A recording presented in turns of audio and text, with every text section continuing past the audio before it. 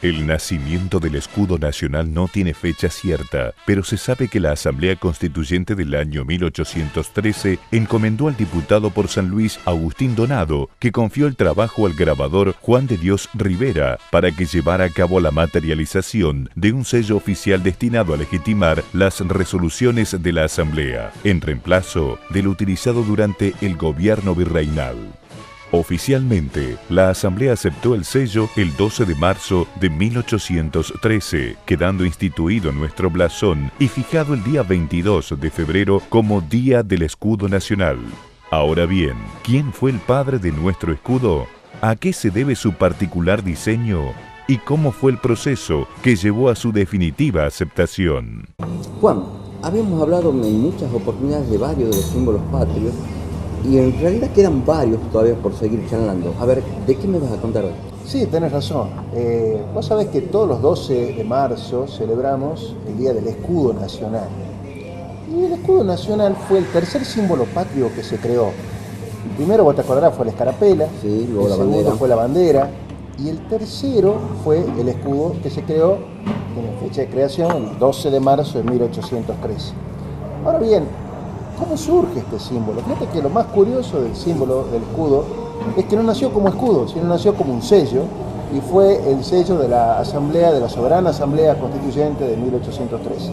Ya en ese momento, si bien ya estamos por 1813 y ya se usaban la bandera, se usaba la escarapela, ¿y por qué el uso del escudo, Juan? Claro, vos tenés razón. Hasta 1813 se venían utilizando con bastante frecuencia e importancia los otros dos símbolos.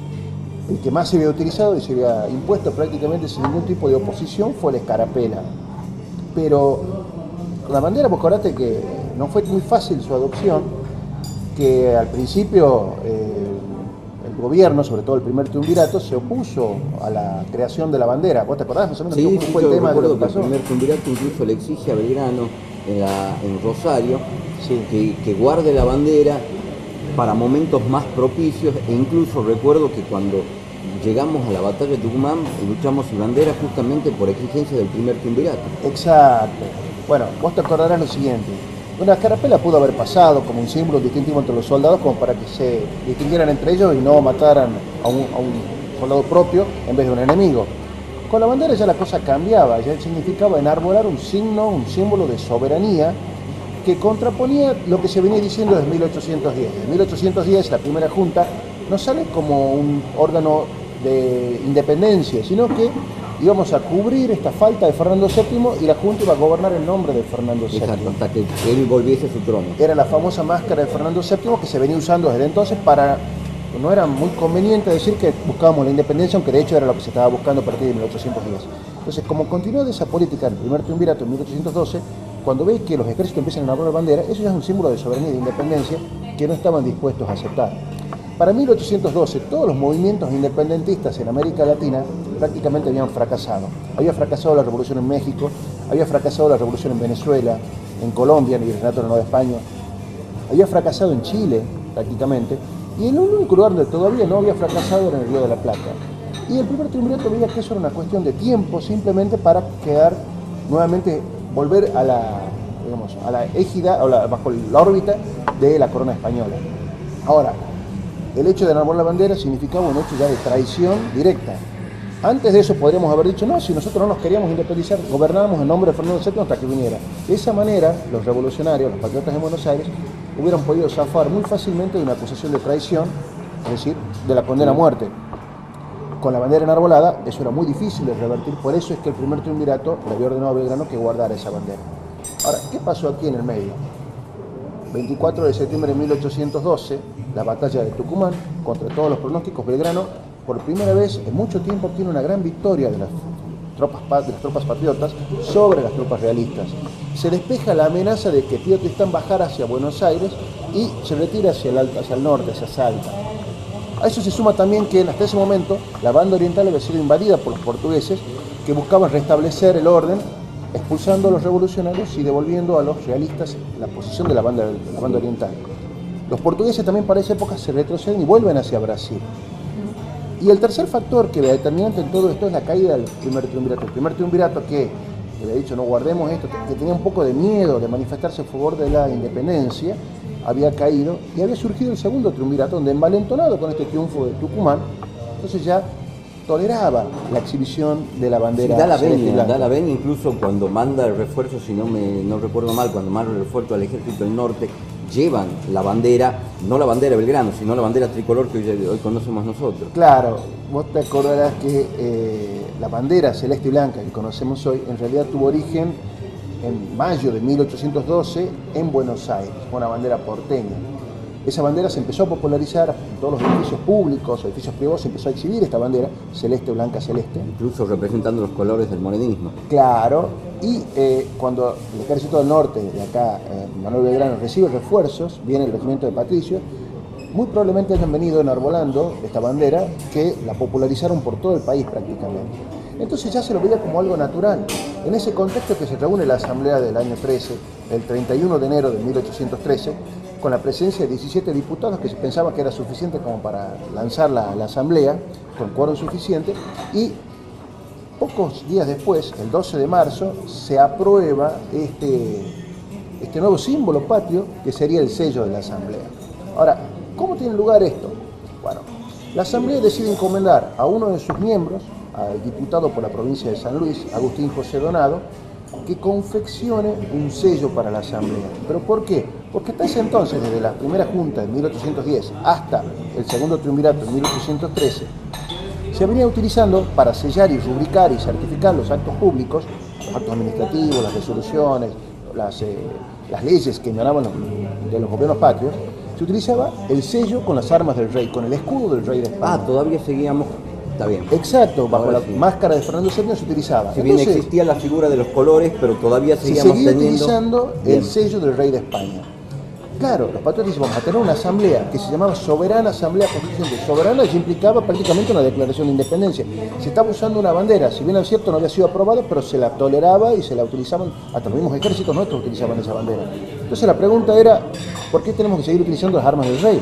Entonces por eso la Asamblea del año 13, al poco tiempo, decide encomendarle a este diputado por la provincia de San Luis, Agustín José Donado, que confeccionara un sello para rubricar y legalizar todos los instrumentos y resoluciones que salieran emanadas de la Asamblea. Ahora, Juan, primera vez que lo nombras a Donado, ¿quién era y por qué se lo encomienda a él? Bueno, hagamos una cosa, tomamos un cafecito y seguimos conversando, ¿te parece? Dale. A ver.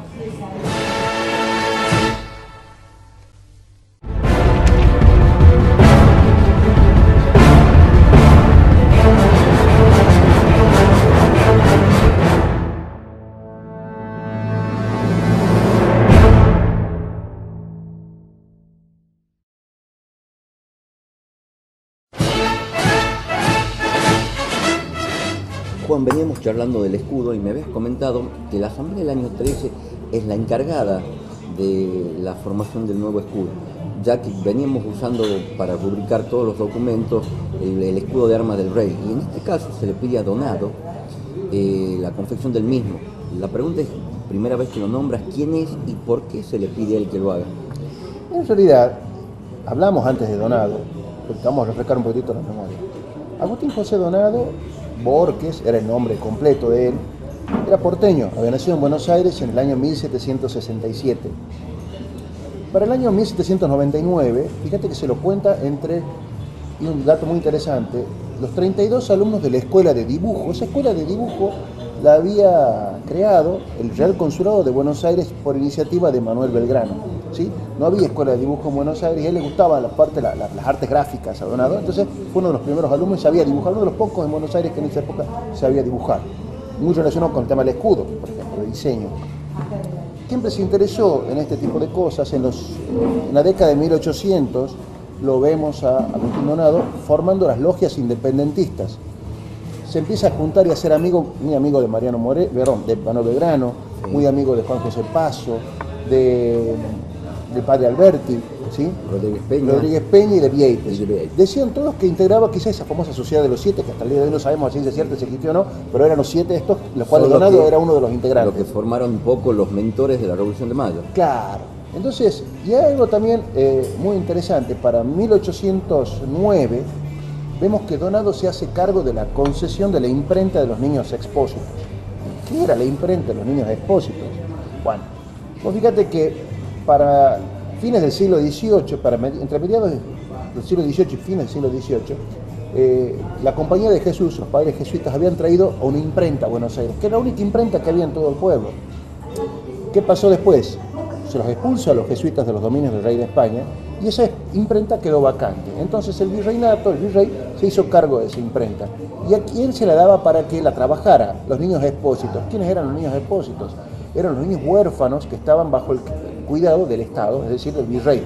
Entonces, como un trabajo para que hicieran estos chicos huérfanos, tenían que utilizar y emplear la imprenta de Buenos Aires. Pero ahora bien, esa imprenta, un poco que se daba en concesión, estaba un poco privatizada, cada tanto se la sacaba a licitación y quien ofreciera la mejor oferta se le adjudicaba la imprenta. En ese momento era Cisneros quien se la otorgaba. Claro, porque vos te acordás que en 1809 tenés que el virrey Baltasar Hidalgo de Cisneros, necesitando dinero, porque acordate que tenía un problema financiero muy importante, grande, sí, no le alcanzaban los números, entonces se vio obligado a sacar la licitación a la imprenta de niños expósitos. Agustín José Donado se presenta y hace la mejor oferta y por lo tanto se le adjudica a él. Cuentan muchos que a fines para este tema, él había recibido el apoyo de muchos de los patriotas que estaban interesados en ganar la imprenta. ¿Por qué? Porque lo habían visto, con mucha razón, como algo estratégico para manejar para los eventos que vendrían posteriormente, y no se equivocaron. Bien, a ver, porque ahí me empiezo a cerrar algunas cosas. La imprenta, cuando charlamos de la Revolución de Mayo, la imprenta fue la encargada de hacer las invitaciones para el Cabildo Abierto, y seguramente Donado tuvo algo que ver con la impresión de las invitaciones, que en ese momento eran nominal, y no fue tan nominal. ¿Puede ser, Juan? Claro, vos te acordás que cuando hablamos de la Revolución de Mayo, hablamos de Donado. Él era el que tenía a cargo la imprenta, de la Real Imprenta de los Niños Expósitos, y vos acordate que tenía que invitarse a la parte más principal y más sana del vecindario. Esa era un poco la invitación, las indicaciones del virrey Cisneros para las invitaciones al Cabildo Abierto. Sin embargo, ¿qué pasó? Sabemos que se invitó a cualquiera prácticamente, muchas impresiones, muchas invitaciones salieron sin nominar a nombre de quién estaban invitados, muchas se entregaron el mismo día de la reunión a gente que estaba ahí, ¿sí?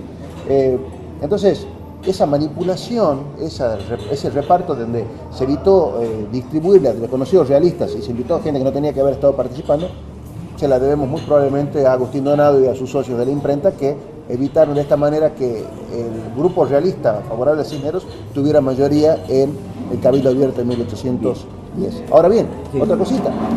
Vemos también a Agustín Donado participando en el famoso Cabildo Abierto del 22 de mayo de 1810. ¿Y qué hace él? Bueno, él vota junto con Manuel Belgrano, él apoya la postura de Manuel Belgrano, que a su vez apoya la postura de Cornelio Saavedra. Él es muy amigo del grupo de Manuel Belgrano. Y así es como entonces tenemos a él participando, Agustín Donado, desde atrás, desde bambalinas, en la imprenta y en el Cabildo Abierto del 22 de mayo, en soporte de este movimiento que terminó el 25 de mayo con la primera junta. Bien, esa era la pregunta que te quería hacer, Juan. Sí. Una vez que se produce la Revolución de Mayo y se forma la primera junta, ¿cómo es que Donado sigue asociado al grupo revolucionario y cómo es la relación con la primera junta? Vos fíjate que al principio de la relación con la primera junta es muy buena, tal es así que el órgano oficial de la primera junta, que fue la Gaceta de Buenos Aires, se imprime en la imprenta que manejaba Donado, la imprenta de los Niños Expósitos. Por lo tanto, una relación muy aceitada. Él relacionado con las artes gráficas, había sido dibujante, siempre le interesó ese perfil, y el órgano oficial manejado por Mariano Moreno y por el padre Alberti, se imprime en la imprenta de Donado. Todo estuvo bárbaro hasta que empezaron a haber los primeros chisporroteos y primeros, enfrentamientos entre saavedristas y morenistas. Él, evidentemente, viniendo de, supuestamente, la Sociedad de los Siete, sus amigos eran Juan José Paso, Manuel Belgrano, el padre Alberti, Miguel de Ascuénaga, Vieites, Hipólito Vieites, Nicolás Rodríguez Peña, Juan José Castelli, netamente morenistas. Evidentemente lo arrastran hasta el bando morenista. Moreno utiliza la imprenta de Donado para imprimir sus manifiestos, su gaceta. Sí, en la Gaceta habíamos charlado en algún momento cuando hablamos de Mariano Moreno, que era el ámbito y el espacio donde él procuraba sus ideas. Él y acordate del padre Alberti, que eran los dos que manejaban la Gaceta de Buenos Aires. Y otra cosa, entonces el morenismo decide impulsarlo a Agustín Donado en la política, y él se presenta como un alcalde barrial de Buenos Aires, ganando la elección. ¿Cuál era el tema? Vos acordate que Cornelio Saavedra era muy fuerte en el sector popular, es decir, el sector de la población, sobre todo humilde, era muy respetado y tenía mucho predicamento. ¿Qué deciden hacer? Salirle a competir a Saavedra en su mismo territorio. Entonces empiezan a presentar referentes morenistas en los distintos barrios para que se hagan electos como alcaldes de barrio. ¿Sí? Una especie de delegados comunales, sería como el día de hoy. Entonces, Donado sale electo, entonces los saavedristas se alarman. Esto fue hasta que vos te acordás que la primera junta se transforma en la junta grande con los diputados de las provincias. Llegan los diputados del interior, hacen una alianza con Cornelio Saavedra a los fines de sacarse de encima al sector morenista, que era el sector de Donado. Bien, y con el cambio del espacio político en ese momento, ¿cuál es la situación de Donado? Bueno, vos acordate que para el 5 y 6 de abril de 1811 se trama el primer golpe de Estado de la historia argentina, donde el bando saavedrista barre con todos los diputados morenistas que habían quedado en la Junta. ¿Sí? Y además manda deportar también a todos aquellos simpatizantes del morenismo a distintos lugares como para que no molesten más en la capital. A diferencia de Mariano Moreno, que quizás hubiera fusilado a sus contendientes, los saavedristas se conformaban con deportarlo, despacharlo. ¿Qué pasó acá? Nos cuenta Leán Funes, uno de los principales promotores de la sonada del 5 y 6 de abril, que para la noche del 5 de abril lo fue a buscar a su casa desesperado Agustín Donado. Y él dice, uno de los principales de la sociedad patriótica. Agustín Donado, dentro del morenismo, ya partido de Mariano Moreno, conforman la sociedad patriótica junto con los principales referentes morenistas. Se llamaba la Sociedad Patriótica y Literaria. Fue la primera asociación política que hubo en la República Argentina y se encargaron de promover los ideales morenistas y de oposición sobre todo a la Junta Grande. Vos te acordarás también que en esa época empiezan a publicitarse las cintas celestes y blancas como colores del morenismo, impulsadas por la Sociedad Patriótica. Entonces medio que Leán Funes lo ve despectivamente y me viene a buscar a mí siendo opositor para que yo lo salve de la sonada que estamos armando para fretarlos prácticamente. Producto de la sonada del 5 y 6 de abril, Agustín Donado termina preso. Primero se lo envía a Luján, se le impone una multa, también se le quita la concesión de la imprenta porque era peligrosa que le siga manejando este señor. Y al poco tiempo se lo termina deportando, mandándolo desterrado hacia la inhóspita y lejana provincia de San Luis, en el medio de la nada prácticamente. La Siberia argentina. Claro, prácticamente a partir de entonces San Luis y Carmen de Patagones empezarían a ser el destino obligado de los desterrados argentinos. Y vos fíjate la paradoja que en San Luis, poco tiempo después, Juan Martín de Pueyrredón también fue desterrado. Los realistas capturados en Chacabuco y Maipú fueron mandados también a San Luis. Bien. ¿Por qué? Porque no había nada a la vuelta, era muy difícil escaparse porque era muy fácil que te capturen, ¿sí? Entonces ahí donde sufrieron una especie de prisión domiciliaria. Bernardo de Monteagudo estuvo también desterrado en San Luis un tiempo. Así que era, como vos decís, prácticamente la Siberia argentina donde se los mandaba desterrados a las personas que se las querían sacar de encima, como ocurrió con Agustín Donado y después con Juan Martín de Pueyrredón. A medida que va evolucionando el espacio y el panorama político en Argentina, luego de la Junta Grande viene el primer triunvirato. ¿Qué toma como decisión el primer triunvirato con respecto a Donado y a todos aquellos desterrados en San Luis? Claro, vos acordate que el primer triunvirato es una especie de golpe de Estado nuevamente contra la Junta Grande, y lo primero que hace es tratar de amigarse con el sector morenista y lanza una amnistía, es decir, un perdón para todos aquellos morenistas que habían sido privados de sus cargos o habían sido desterrados. Uno de los principales beneficiarios de esta amnistía que emite el primer triunvirato es Agustín Donado, a quien se le permite retornar después de prácticamente un año desde San Luis nuevamente a la capital, hacia Buenos Aires, y se decide con justicia restituirle el manejo de la concesión de la imprenta de Niños Esposos. ¿Y qué hace en ese espacio político nuevo? Antes de eso, te quería decir un tema que también va a ser importante para los eventos que van a venir después. Agustín Donado había aprovechado su estancia en San Luis, donde no era que tenía una tortura ni que se lo había encerrado, no, se podía manejar con cierta libertad en el pueblo y de hecho buenas relaciones porque dentro de todos los puntanos habían tratado bien a todos los que fueron deportados o habían sido mandados allí en castigo. Entonces generó una muy buena relación y le tuvieron muy buen concepto, que le serviría después en su carrera política. Entonces, cuando él retorna a Buenos Aires, se hace cargo nuevamente de la imprenta, se reencuentra con sus antiguos amigos morenistas, que volvieron todos del destierro y algunos que habían quedado en Buenos Aires, se encuentra con Bernardo de Monteagudo, que había regresado a Buenos Aires, que había vuelto de la mano de su amigo Juan José Castelli, que falleció en 1812, y Bernardo de Monteagudo hace la refundación de la Sociedad Patriótica del año anterior. Entonces busca a todos los antiguos dirigentes, entre los cuales también lo toma a Agustín Donado. Y aprovecha también esta oportunidad Monteagudo para publicar su periódico, famoso periódico Mártiro Libre, ¿sí? Que es un periódico en el cual impulsa ideas muy radicales, de independencia, de soberanía, y cuando veía que el gobierno, el primer triunvirato, no lo acompañaba, ahí nomás lo ataca el primer triunvirato y se pasa a la oposición del primer triunvirato. Bueno, ese periódico, Mártiro Libre, se imprime ¿dónde? En la imprenta de los Niños Expósitos, manejada ¿por quién? Por Agustín Donado. Exacto. Bueno, tenemos entonces este trayecto donde Agustín Donado, con su amigo Bernardo de Monteagudo, un poco se va oponiendo al primer triunvirato. En ese momento, ¿quiénes llegan a nuestras costas? Eran unos desconocidos que venían de Europa a colaborar con la revolución.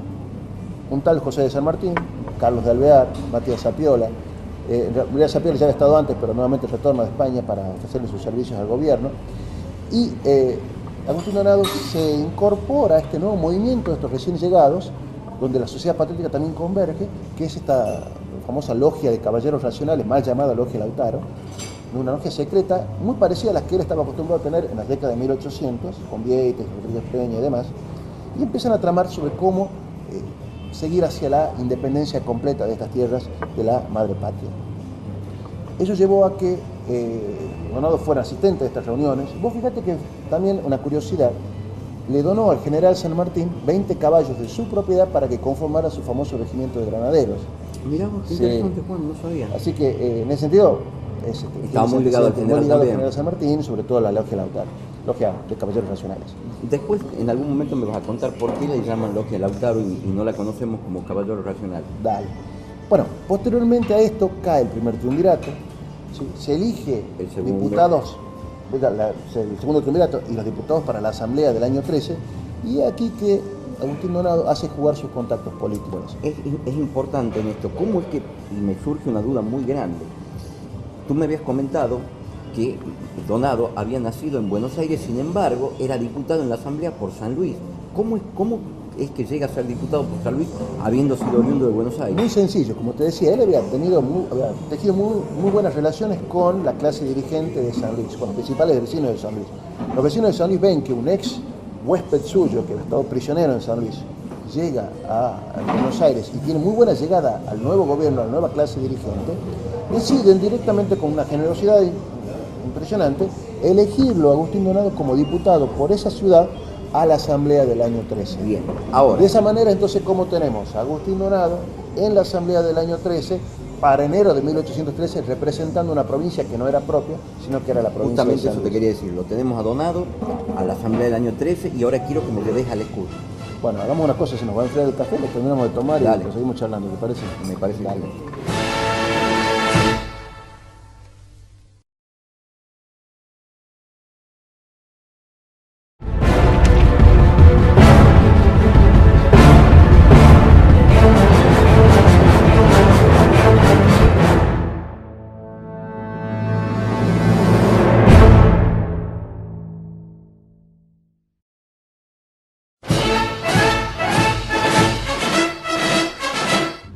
Juan, aquí venimos charlando sobre la Asamblea del año 13 y es como que la Asamblea misma le asigna a Donado el diseño de su sello, que a la postre termina siendo el escudo nuestro. Sí, vos te acordarás que dijimos que la Soberana Asamblea del año 13 arranca sus sesiones el 31 de enero de 1813 con la presencia de 17 diputados que estimaban sería el quórum suficiente como para empezar a sesionar. Sabemos también que muy probablemente en virtud de la experiencia como dibujante y experto en las artes gráficas que tenía Agustín Donado, se le haya encargado a él que buscara cómo confeccionar un sello para la Asamblea que reemplazara las armas del rey. Vos acordate también que ya para 1813 los espíritus independentistas han vuelto a tomar bríos gracias a raíz del triunfo de Tucumán, y posteriormente se verían afianzados por el triunfo de San Lorenzo y de Salta, que llegarían poco tiempo después, reunida la Asamblea. Entonces la idea era cómo manifestar ese espíritu de independencia en los sellos. No se podía seguir rubricando los instrumentos públicos con las armas del rey, que era lo que se venía haciendo hasta entonces. Ahora, acá hay un gran problema, porque no se han conservado muchas actas de la Asamblea del año 13.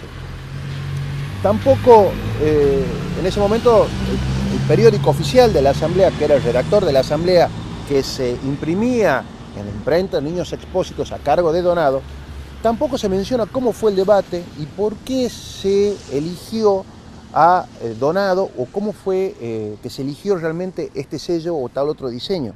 No tenemos muchos elementos del tema, por lo tanto estamos impedidos de saber cómo fue ese trámite y las razones exactas por las cuales se encomendó a Agustín Donado la confección del sello de la Asamblea. Sí. Y bueno, entonces, ¿cómo sabemos que Donado fue el que realmente diseñó el sello, Juan? Mirá, se encontró en el Archivo General de la Nación un reclamo efectuado por Juan de Dios Rivera, famoso artista cusqueño, reclamando el pago de 2 sellos que había confeccionado, uno para la Asamblea y otro para el Poder Ejecutivo del Estado, que era el segundo triunvirato. En virtud de este reclamo sabemos que el autor del cuño del actual sello de la República Argentina fue este artista peruano Juan de Dios Rivera. Ahora, en ese reclamo, Juan de Dios Rivera no afirma ser el autor del diseño del escudo, sino que fue quien confeccionó el cuño. Pero también dice que le había sido encomendado por el diputado Agustín Donado, que a su vez ha sido encomendado por la Asamblea. O sea que de esa forma es como obtenemos esta información de que la Asamblea le había encomendado a Agustín Donado para que a su vez se encargara de confeccionar este cuño, este sello, que a su vez se lo encarga al artista altoperuano Juan de Dios Rivera. ¿Pero lo hace solo? Bueno, ahora acá tenemos el tema. ¿Quién fue el autor del diseño realmente de nuestro escudo? Y aquí hay 3 teorías que pueden llegar a utilizarse. Primero, pudo haber sido autoría del propio artista peruano, Juan de Dios Rivera y Tupac Amaru. Pudo haber sido también obra de otro artista peruano, Isidro Antonio de Castro, o pudo haber sido obra también del gran dibujante que era Agustín Donado, como miembro del Poder Legislativo de la Asamblea del año 13. Ahora, Juan de Dios Rivera en realidad se llamaba Juan de Dios Rivera y Tupac Amaru. Había nacido en Cusco, la capital imperial del Perú, en 1760. Era primo del famoso Tupac Amaru II, el último de los incas y que fue protagonista de la sublevación indígena y americanista más importante que hubo durante el siglo XVIII contra el dominio español en el Perú y que terminó en forma muy abrupta en virtud de que fue sofocado salvajemente por la ocupación española, por los oficiales españoles. Dentro de esa sofocación participó el padre de Pío Tristán, que vos te acordarás también, sí, que hablamos en algún momento. Bueno, a todo esto, Juan de Dios Rivera era hijo de una princesa de Leona Ñusta, que era una princesa de los incas, y lo convertía en primo de Tupac Amaru, y esta princesa se llamaba Juana de Tupac Amaru, y de un oficial español, como te estaba diciendo. Desde chico mostró inclinación hacia la platería, hacia el uso y trabajo con los metales, el arte, sobre todo relacionado con los metales. Para 1780 lo tenemos ya a Juan de Dios Rivera y Tupac Amaru viviendo en Potosí, muy probablemente atraído por las riquezas del Cerro Rico de Potosí, donde tenía minas de plata, con lo cual se hizo un experto en platería.